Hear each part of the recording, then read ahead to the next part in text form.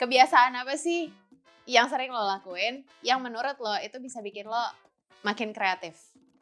Atau keluar semua tuh inspirasi lo? Boker kali ya.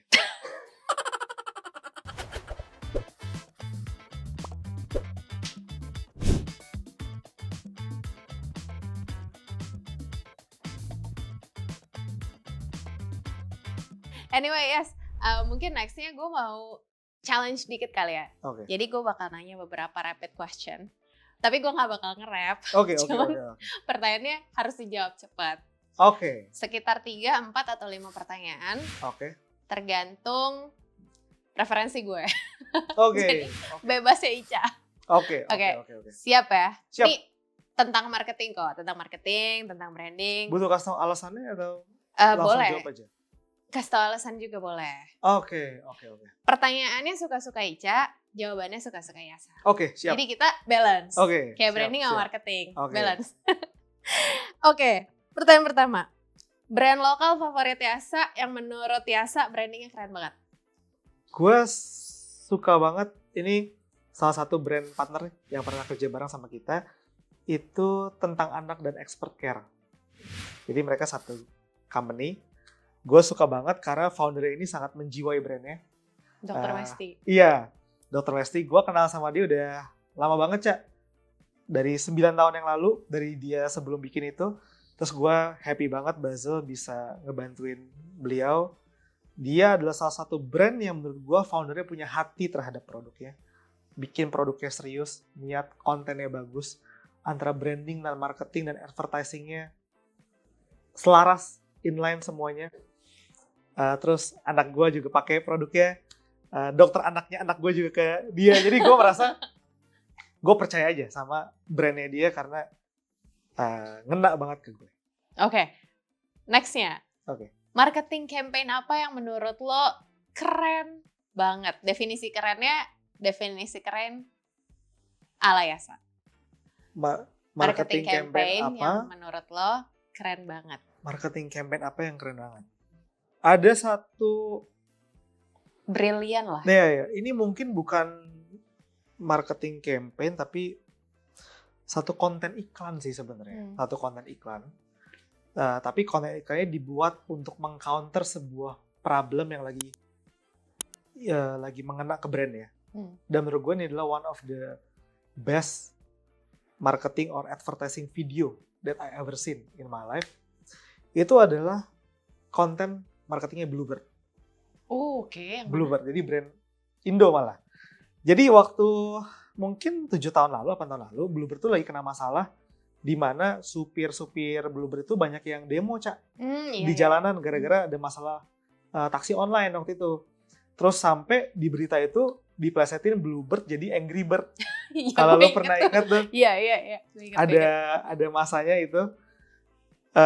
Terus instead of hire PR, bikin press release atau bikin aksi sosial seakan-akan untuk menutupi kesalahan itu, Bluebird dengan CEO-nya pada saat itu Ibu Noni Purnomo bikin sebuah video minta maaf yang bagus banget, yang bikin gue kayak bisa berkaca-kaca nontonnya.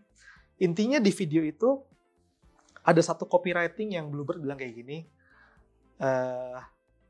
kami masih kawan yang sama. Izinkan kami untuk ikut pertandingan karena kami ingin berubah. Kami sedang berbenah. Jadi menurut gue sebuah brand besar di mana CEO-nya bisa minta maaf seperti itu. Menurut gue it's truly genuine and authentic.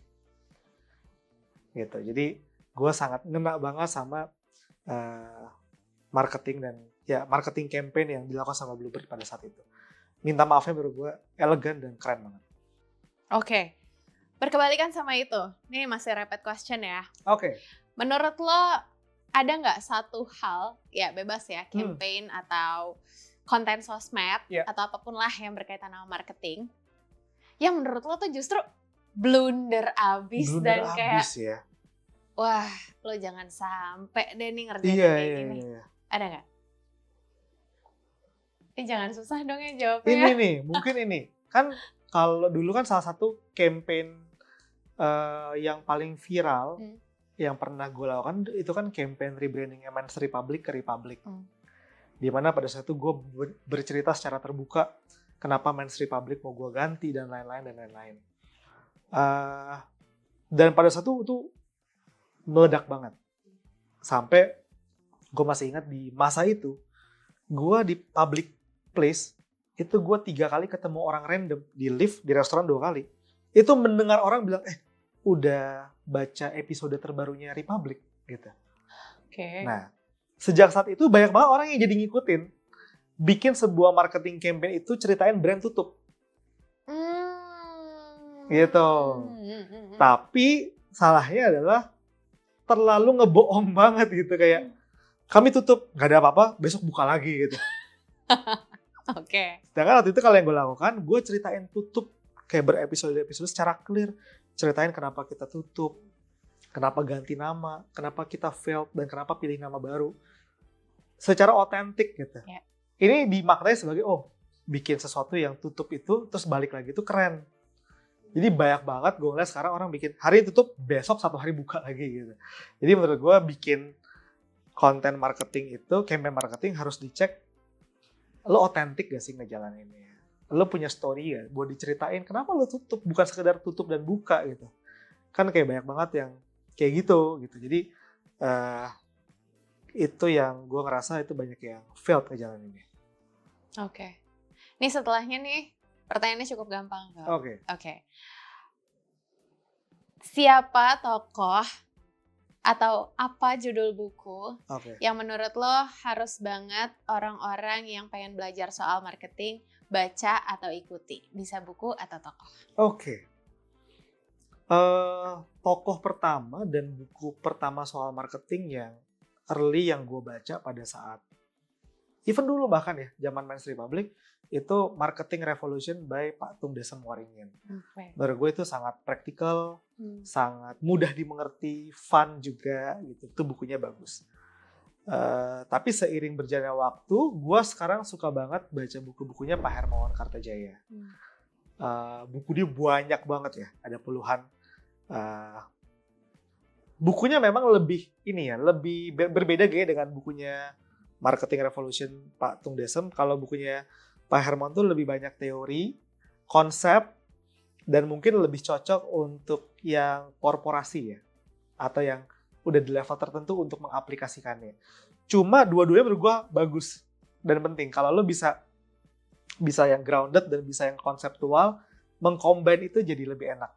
Jadi mungkin itu 2 tokoh marketing yang gue suka. Kalau di luar, gue suka Seth Godin. Terus gue suka juga sebenarnya bukan marketing banget sih, tapi banyak hal yang bisa gue ambil tentang marketing dari buku-bukunya dia, Malcolm Gladwell. Dia ada bikin buku tentang outliers, tentang tipping point. Secara tidak langsung gue merasa insight itu banyak banget bisa kita pakai buat orang marketing.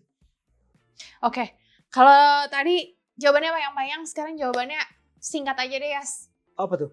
Pertanyaan cepatnya. Oke, 1 pertanyaan ini terakhir.